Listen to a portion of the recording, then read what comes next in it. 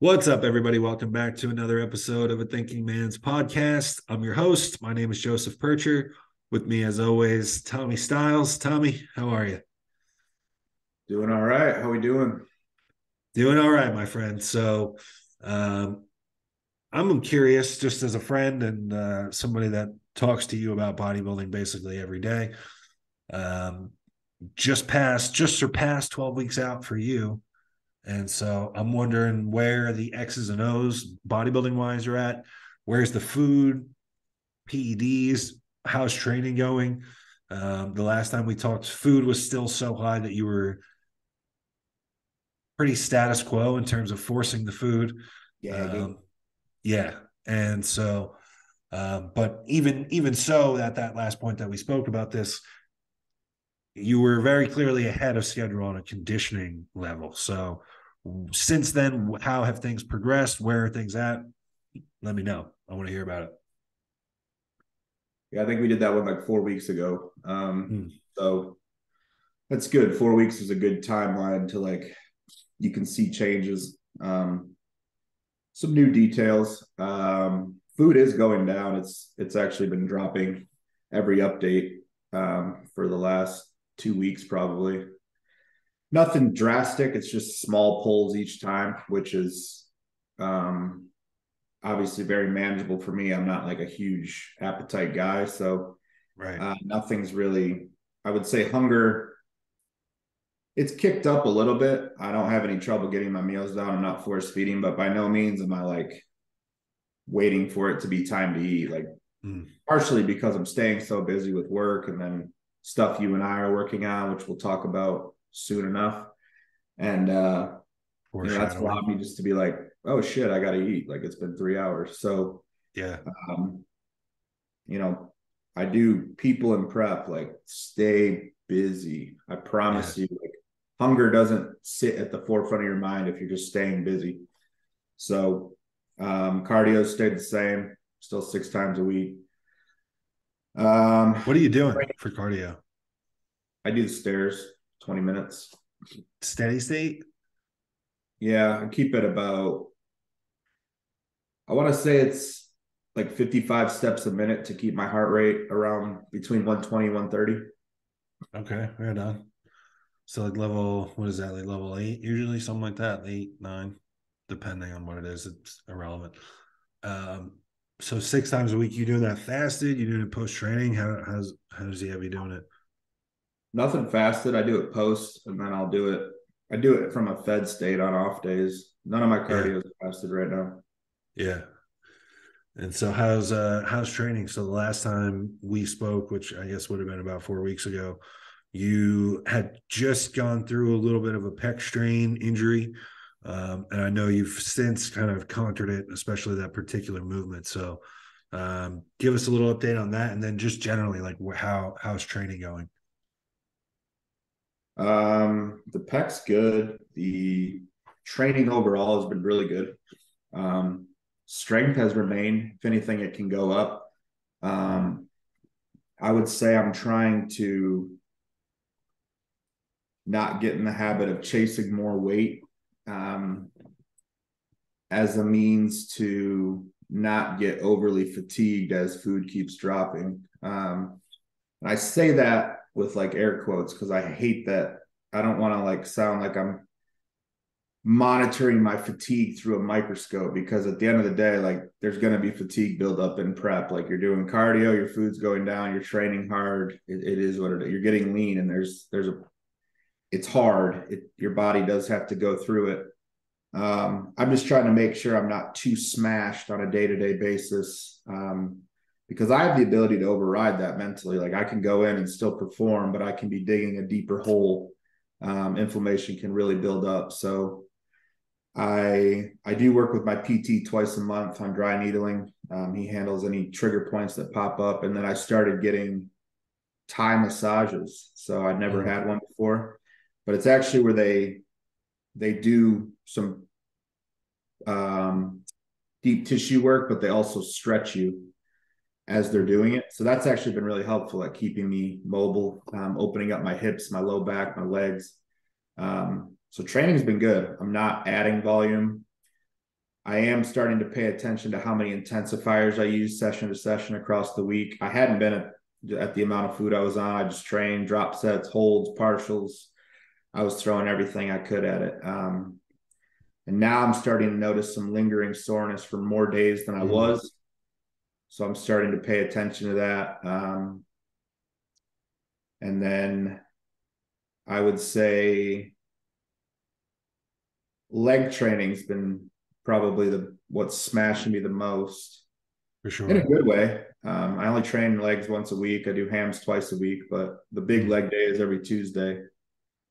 And that's been like the most rewarding thing in my week is that, and then my stiff leg deads from the floor on Saturdays. Those are like the two things I look forward to every week. As long as I can keep my performance up on that and my body stays in a good place, I feel all right. So the posing practice is something for me that I have to focus on extremely this prep. So that started working with a posing coach starting this week. And then just on top of cardio post training, I'll do 2 to 3 rounds of running through all the poses back to back, like no breaks. And I mean, that's work for me as far as cardiovascular and then just holding the poses too. So the goal is to be, have it be second nature, and I could do it blindfolded come show day. Yeah. And then, so a couple things there about your training that I mentioned. I'm going to come back to that stuff though, but I'm a true bro and I love to talk about drugs. So let's talk about them. So last time we spoke, there was some D-ball included in the protocol at large, which in most scenarios is somewhat of an unorthodox move in contest prep. Not everyone, I would say not most, can be in a situation where that would make sense, but you are one of those people. So since that point, I know things have changed. So how have things changed? And then visually, what are you seeing scale wise? What are you seeing? Like, how has body weight trended since, you've made some of these changes? Where's it all at? Let's hear it. Give us the good stuff. Yeah. So total drugs is actually down. Interesting. The cutters are in. I mean, Hell yeah. The tren and the T3 at a very low dose, just Okay. this past week. But What's that at?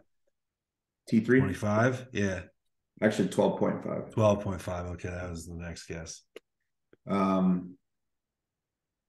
But MPP dropped out, D-ball's out. So total gear use is actually lower, Yeah. which has been nice from like less injection standpoint for me. Yeah. Yeah.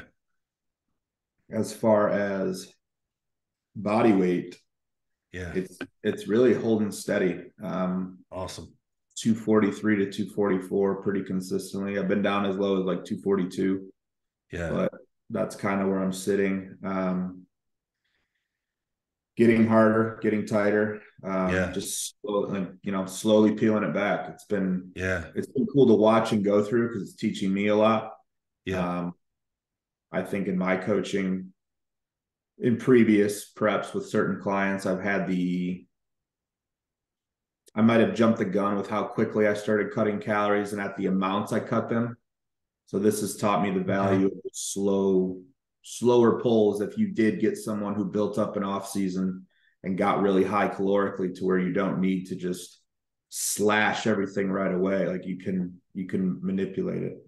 Well, that's the context right there, though, right? Like, you're an advanced trainee with a ton of muscle, a ton of training experience, and you gave a coach over a year with you before getting into a contest prep. And you as an individual are just an ox of a person. You need more food than almost anybody I've ever met. So I'll say this, it's definitely enlightening for anybody that's listening and for you to go through it, for me to be able to ask you questions about it. Because it's just another example of like, okay, how can you manage this prep when you do have somebody that checks all these boxes, advanced trainee on PEDs, ton of muscle, ton of training knowledge and intensity. And then also someone that gets lean on tons of food. You can really it just opens up the playbook like we talked about, I think, last time. So it's interesting to see how Dom has kind of manipulated all of it, and the result of it, I think, is going to speak for itself. Because, like you said, if your weight is around the same spot that you were 4 weeks ago, you were ahead of schedule 4 weeks ago, conditioning wise.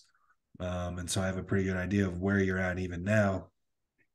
Um, and then so coming back to another prior point, so you had mentioned your RDLs, and the other day you put up a post doing your polls, and you mentioned how you kind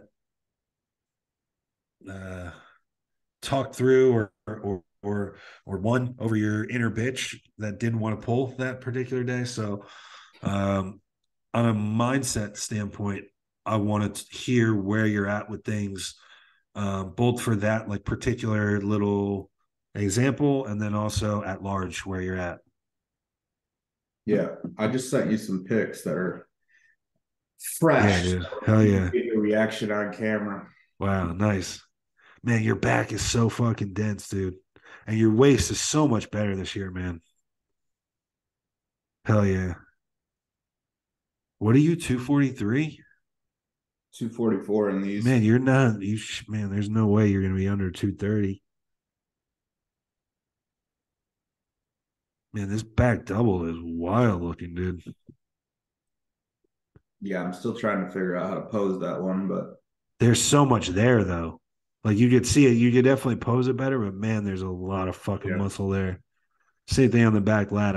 I can see things that you could do better on this, but yeah, I'm not gonna speak it up. But your quads are so improved too, dude.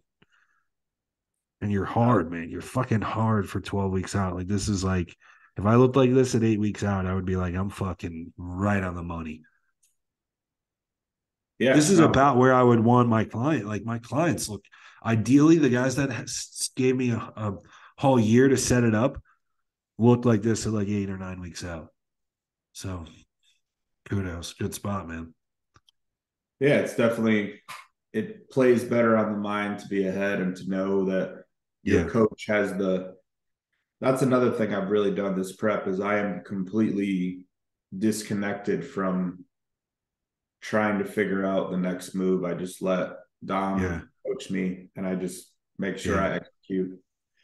Um, I can still learn and I can still understand the things, but I'm also very busy with my own business and my own life. So that's why coaches hire coaches, is to not think about their own stuff. yeah, But to your question about mindset and like the whole inner bitch thing, that was just like Saturdays are tricky because that's my busiest work day every week. That's the busiest day I have with updates, and I set it yeah, up that way. That is what it is. But yeah. um, Why you do you have it that way for people that compete because that's the day of the show? a lot of times, and I think it was just like the Oh, end of the that's week, so a lot of my lifestyle people can right, not feel rushed to take pictures in the morning. I don't know right, how it ended sure. up that way. It's been that way for like 2 years, but Yeah, uh, I think I just enjoy working on the weekends. So sure. Saturday and Sunday is just constantly work for me. But so after a long day of work, and it's just, I was driving to the gym and I had already concocted this plan of like, all right, I think I'm not going to pull tonight. My body, I'm pretty sore. I'm tired.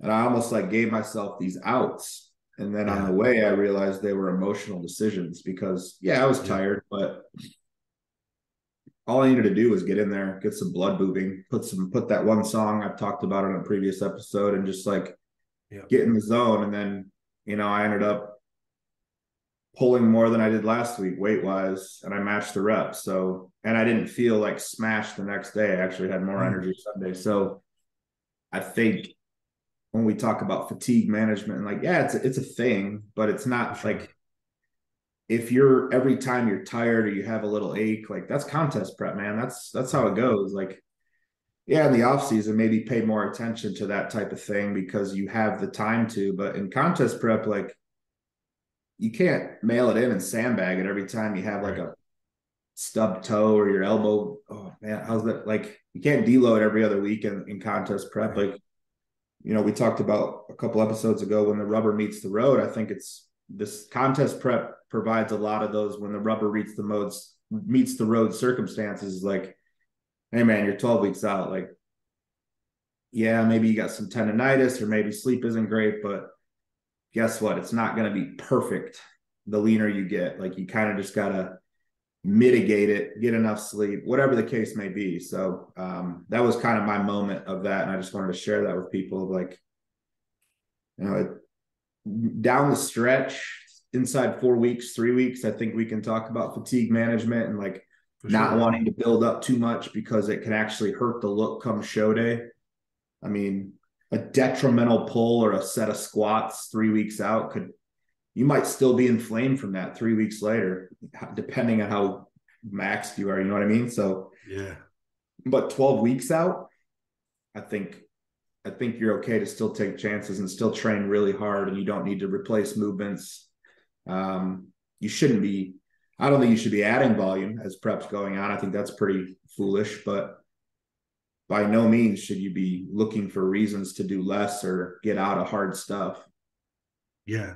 I think in your context too, then that does make a lot of sense because you still have all the elements of recovery in place, at least that you can manage or manipulate yourself in terms of food and PEDs. So, they say all the time, come with or dance with the one that brought you. Like, you look the way that you do because of the movements that you do. So, I would agree with you hearing, 12 weeks out, even, you being ahead of schedule. Other than when we talked about like your pec injury and how to manage working around just that individually, I'm with you, man. Ride it until the fucking, maybe in this case, until the wheels fall off entirely. But when they start rambling a little bit or jingling a little bit, then maybe pay attention to it. But until then, fuck it, let it rip.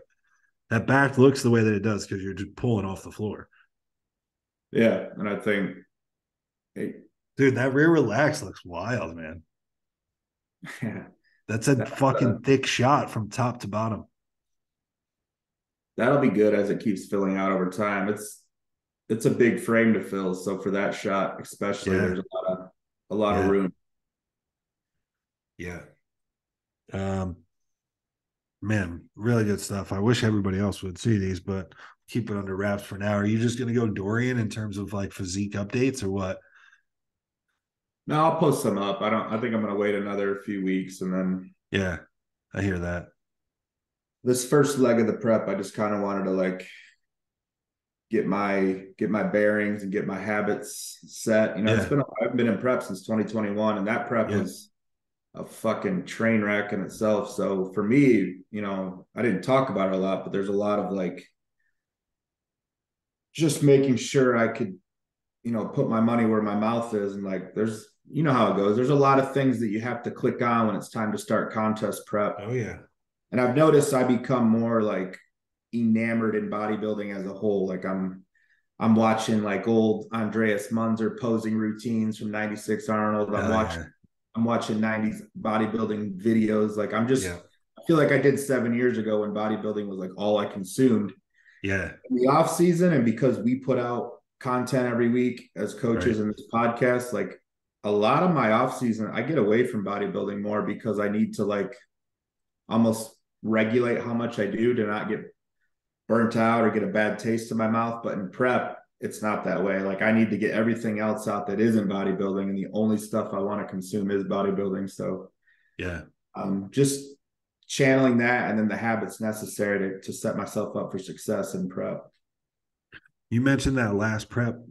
Have you taken a look at the photos and correlated it to a body weight of how you compare it to last time to see the difference? Well, I'm in better condition now at 244 than when I competed at like 218. So I was going to ask what you competed at. So 218. Yeah, man, I don't see how you're. Or I think I weighed in at 221. The day of the show, I woke up at 218 after a quarter tab or a half tab of Diazide the night before. So that amongst other things, crazy experiment that it was. That prep too was just like I learned. have that to look back on is like what the effects of inflammation Right. and sleep deprivation and putting your body through the ringer can do to your physique. So knowing that like I'm nowhere near that this at this time, like I know I don't need to pull any of my heavy hitters for training, or I don't need to do anything different with training. I just need to keep training hard, giving effort, and there's enough common sense in play. Like obviously, I'm not taking heroic reps. There's no, Right. you know, bungee cording the hack squat or the pendulum off the bottom and then taking 5 breaths at the top and then doing it again. Like Yeah. that shit will give you Turning away. it into a bunch of successive singles.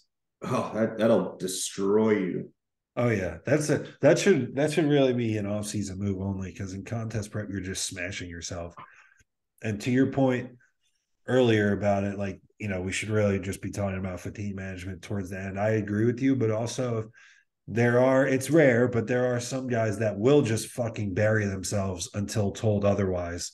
And then it I was starts that to guy. impede like the fat loss that we're trying to get on, Yeah. because these guys are just so smashed and they won't tell you that they're smashed. Um, so there does need to be just an understanding of the psychology, and you're at a point now where you're so mature as an athlete on your own that all these different things that you talked about, like all these different considerations, you are able to just pluck out which ones are the emotional ones and which ones are valid, and then decide how you're going to act accordingly. um yeah, anything else that we should talk about, or anything else that you want to share? How many? What's the diet at now? Because if you're saying that like there is some hunger present and you're like no problem getting your food down, I would just be curious to hear what level of food that is for you. I don't remember the total macros. I think calorie wise, I'm down to like 4,700 on training days. Okay, right on. So my peak off There's season, got it. there's no more Humalog was pulled on the pre-workout for Okay, back and legs. So that okay. those carbs got pulled. What was that? Was that 5 units? 10? What are we talking? 8. 8 units. Okay, all right. And then non-training days is I think 35 or 3,600 calories. Okay. And then Yeah, that's so just still a lot of food. 4 And training days and 3 off days a week, same days every week. that's why in part you're basically just going through a recomp, because you're way harder than the last set of pictures that you sent me, and you're Mm-hmm. pretty much the same body weight. So um it's not the exact example that we were talking about, but this is another example of that anabolic environment that you were talking about that you can create with a lot of food. Like I was saying, that wasn't a joke. That food that you're eating right now is what a lot of guys get to in the off season. So you'd think you're eating that much, but then there's these other aspects of contest prep that are in the cardios in. There are some drug manipulations that are, clearly being used for contest prep. Um, it's interesting, man. I'm almost am like excited to the point of wanting to see what the final product looks like, because there's just no way you're going to be under 230, and then that's you know I would say probably 15 plus pounds of tissue since last time you competed, because you're going to be way harder too, like despite what the body weight was the last time. Yeah. Oh, yeah. Condition alone is that's why I don't look back at the pictures because it's not even a Yeah, accurate comparison anymore. yeah. And then also from a mindset perspective, if you want to talk about like the difference, you don't have to go into any details that you don't want to, but just the difference in the two preps, both mentally and like what was going on. The big thing that I'm trying to get at is that it seems like your life was in a more chaotic place the last time you prepped. I know you're busy with growing the business, of course, and putting content out and everything. But I think in terms of just like your mental clarity and um, a peace about it, like you're doing what you want to do in the circumstance that you want to do it, where it doesn't, as a friend, it didn't sound or feel like that was the case the last time. Yeah. No, last time there was more there was stress present from, now I'm like, there's an urgency to grow and to get better as a coach and with my business, but at the same time, like I'm good. Like I'm not, Yeah. I'm not worried about money. I always want to make more and I want to improve and I want to get better. But in 2021, it was kind of like I had just moved in 2019, pandemic 2020. Yep. Then I kind of threw myself into prep with stress. I would never want a client to start prep stressed about money, but I did that in 2021. Yeah. I was stressed about money from the minute I left the fire service in 2018. And then just as I was starting to like get some forward momentum, pandemic happened and it was like, just kidding. So 2021 was a lot of like, just every day was uncertain. So I didn't ever establish the habits I needed to be my best. Like when I prepped in 2017, it was, I could tell you my schedule every single day from start of the day to the end of the day. If it was a firework day, I knew what I was going to be doing I don't know my work day with calls and stuff, but like Yeah. my life was scripted. I could tell you what it was going to be. Yeah. And I didn't have that in 2021. It was like, yeah, I'm coaching, but I'm driving for Lyft and I'm going to go donate plasma to make some extra money here. Oh, there's a furniture job over there. I'll go move that to make this money. Like it was just hustle Yeah. and flow. And a Yeah. lot of it thrives in that chaos, but also it's not conducive to be your best in a bodybuilding environment. Right. Um, and even then about my mindset about bodybuilding from the sense of like, I thought about everything is just condition, condition, condition. Just be the most shredded guy. Don't worry. Like you have to think about fullness. Well, I don't have to. That's Dom's job. But at the same time, like it's not a body shredding, it's bodybuilding. And for Yep. me to get up there and just be like emaciated, skin looking like an old baseball mitt, just withered. Yeah, that will feel cool and it will get the likes on Instagram and the respect from people who dig it, but it's not going to fare well in a lineup when you're tall. And if you're you look like a lanky, shredded old wallet. I've been there many a time, my friend. You're describing my pretty consistent stage look that I brought to the And that was States. my emotional attachment to what I Yeah. thought contest prep was like, I Yeah. need to make this Suffering hurt. contest. Yeah. Yeah. So in between that last prep and this prep, there's just been the maturation of realizing that like, Yeah. this isn't MMA fight camp. This isn't Right. who can withstand the most. It's just about honestly, it's who can make the least amount of emotional reactions and snap decisions. Yeah. You're So not that's training why, to go to Iraq right now, no, yeah, this isn't the Navy SEALs.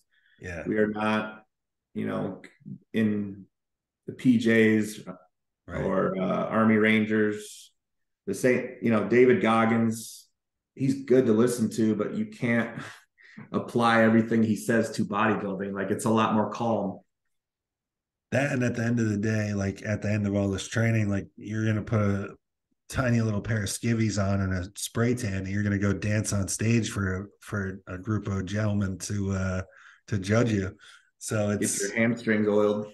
yeah, I mean, so of course, like there needs to be like an urgency and a non-negotiable approach about what you need to do in contest prep, but also um, like I talked about with my last contest prep too, there does come a point when you come from like the training and mentality background that you and I come from that you just need to mature in order to prioritize what that individual season's goal might be, or just to preserve your longevity to be able to do this as long as we still want to do this. So um yeah, man, all very interesting stuff. I'm happy to talk through this with you. I'm just as a friend, I'm looking forward to seeing you nail it, because I know how much your circumstance last time bothered you, because it just wasn't a reflection of who you are as a bodybuilder and just who you are as a worker and somebody that takes a lot of pride in what they do and how they do it. So it's kind of the redemption prep. That's how I'm looking at it. No pressure or anything, but No, that's what we dubbed it in all our yeah, conversations before. So yeah, yeah, there's no, it's cool because it's almost like comparable to what a first timer feels like when they prep. Like I don't really feel pressure. I don't feel I'm yeah, just I realize like I've gotten so used to off season being my bodybuilding journey that like I forget how yeah, much I love prepping too. Like I yeah, just love bodybuilding, man. Bodybuilding is a lot of yeah, fun. And I guess as I'm turning 32, like I'm very aware that like we have an expiration date on how long we're going to be able to train like this, do this with the food, the yeah, drugs, yeah, just the way of life, being yeah, enamored in something as obsessively as we are. So yeah, I'm just really present in that day to day. And I don't know. I think when you do hit that kind of maturity and you start to realize that it, I mean, if you don't love it, you're gonna hate it. It's gonna feel like yeah, work and it's gonna feel like a drag. And I told Dom one of my check-ins, I was like, I'm probably the only client you have that gets stoked when you pull food, dude. Like I fucking love it. yeah. Yeah, And and that's the mentality that you have to have when you take on contest prep because you signed up for it, man. Like yeah, this is what you signed up for, and like you said, there's a common theme amongst the people that not only do well because that's kind of dependent on genetics, but the people that are in this for a long time and get the most out of themselves are the people that just love bodybuilding and they love having to shove food and lift big weights and smash yourself in the gym in the off season. And then when it's time, they love to fucking starve and really put the work in that results in you looking way beyond what any average person is capable of looking like. That's the beauty in it. It's like, I'm going to go so far beyond what the normal person could ever mentally think of achieving that I'm going to physically turn my body into this crazy, crazy thing. So it's it's awesome, man, because you are somebody that does it for the love of the game. So it's always refreshing to see. And I think one other thing that I wanted to ask about or just hear your experience about is how it's been as you go through this kind of, because there is a natural mindset shift that happens as you kind of get into the thick of contest prep and it becomes Groundhog's Day. A lot of us kind of revel in that type of feeling where it's like, man, I just feel like I'm locked in all the time. As a coach that's still trying to grow a business, how has that been in terms of managing your own contest prep and then also the roster of clients that you have? Now, obviously, I know the work really, like the way that you've explained it, the work comes first, and then you're kind of bodybuilding is just the software that's running in the background. But I'm wondering too, with as self-reflective as you are, I'm wondering if there are any observations you've made in terms of the difference of being an off-season bodybuilder as a coach and then a contest prep bodybuilder as a coach. I mean, at this stage, I actually think I'm better. Yeah, I I kind have of figured. Yeah, in a prep because I mean, a lot of the people I work with, unless they're in an off season too, like I work with lifestyle people who are need to get lean or drop body yeah, fat, or I work with bodybuilders who need to get lean in order to be set up to grow. yeah, So I'm doing that now. I'm dropping body fat essentially in a long contest prep. So I understand the habits that are necessary and I say the willpower necessary, but for me, it's just not really a thing. Like I don't think about food or that I'm missing out or anything like that. I've conditioned myself for so many years that like this is just what I do. And that's why I think contest prep isn't like this big production for me. Like it's right, a lot of people at my gym didn't even know I was prepping until they saw a post. And then I was like, I've actually been in prep for weeks.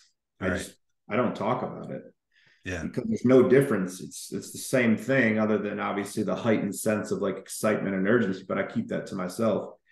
But as a coach, I've like I mean, to my clients, it might seem like I may be a bit more callous, but it's almost like, no, I'm walking the same walk as you exactly right now. So I'm just really not going to take any excuses. We're going to Right. make changes, not excuses. So, and I think that's, kind of what I want to be a pillar of my brand and me as a coach is like, Yeah.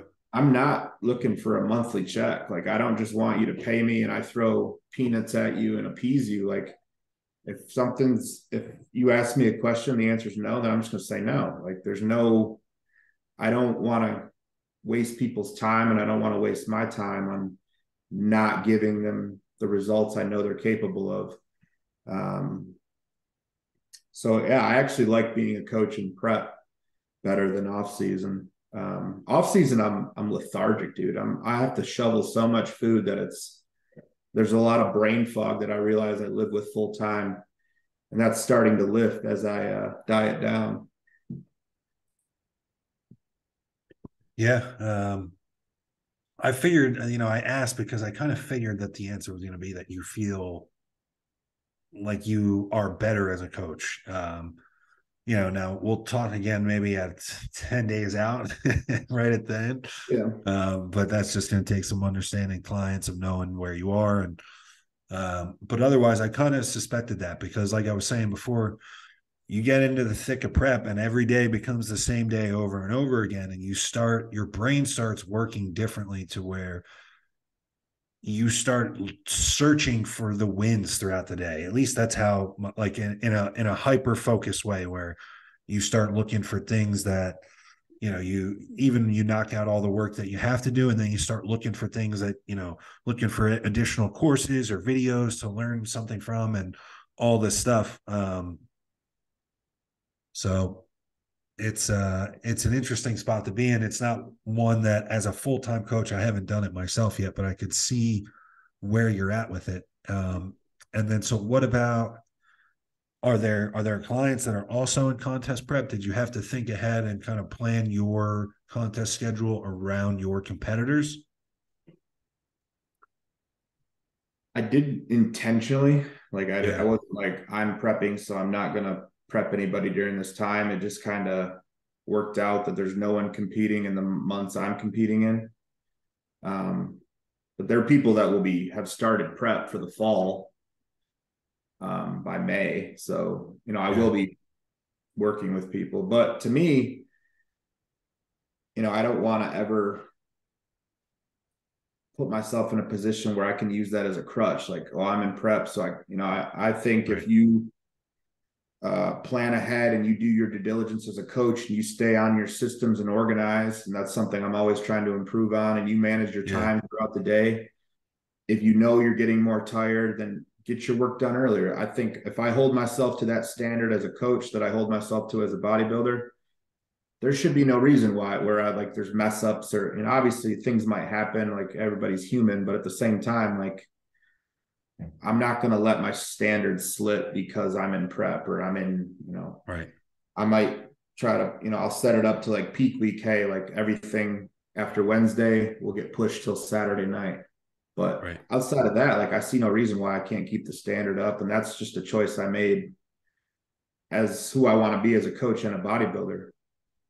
Well, also, just logically, and I'm sure your brain has gone there too. Like, if you were to have this conversation with yourself, where it's like, at this stage of your life, bodybuilding is a luxury or a habit or a hobby that you get to pursue. Like, your coaching is what you do to support yourself. So um, that's another thing where it's still, even with you being in a very particular season of high effort and focus, it's your duty and it's our duty as coaches, saying everybody, that the clients really still have to come first. Like you said, as long as you can communicate and say, hey, from Wednesday on, like I'm gonna take, even, man, if you're a baller for getting back to your people Saturday night if you're competing, because I am for sure the next time I'm competing, I'm telling my clients it's going to be Sunday or Monday before I get back to you, so that I can spend 36 hours eating like an asshole. Um, But yeah, man, all really good stuff. I'm glad that we got to do this and kind of talk through your prep. Um, I'm all out of questions. I think we kind of covered everything that we could. What about you? Anything that you want to note for our listeners? Anything that maybe I didn't ask about or get to? And maybe it's not even anything X's and O's, but anything from like a mindset or mentality standpoint, anything that you want to add? I mean, nothing on the X's and O's. Like Yeah. it's pretty basic. There's nothing. There's definitely no Yeah. magic for anyone hoping that there's some secret. It's just in the consistency of it. But um, I think it's just about willpower and habits are the two things that I can say will make or break a contest prep. So set your habits, set what you need to do, make that routine, and then be able to exhibit willpower. Yeah. Willpower to always do your cardio, get your steps in, drink your water, take your supplements, don't miss meals. When your coach makes changes to your plan, make sure you make the changes to your meals. Like these are all Yeah. things that fall on you, and it's organization is key. Plan ahead, and you'll never be behind if you're always planning ahead. That's my Yeah. content prep advice. Wow, that's a bar right there. That's a mic drop. That's a good spot to leave it. Yeah. For Tommy Stiles outlining his 2023 contest prep. I'm Joseph PIRCHER. This was a Thinking Man's podcast. And until next time, guys, we are out.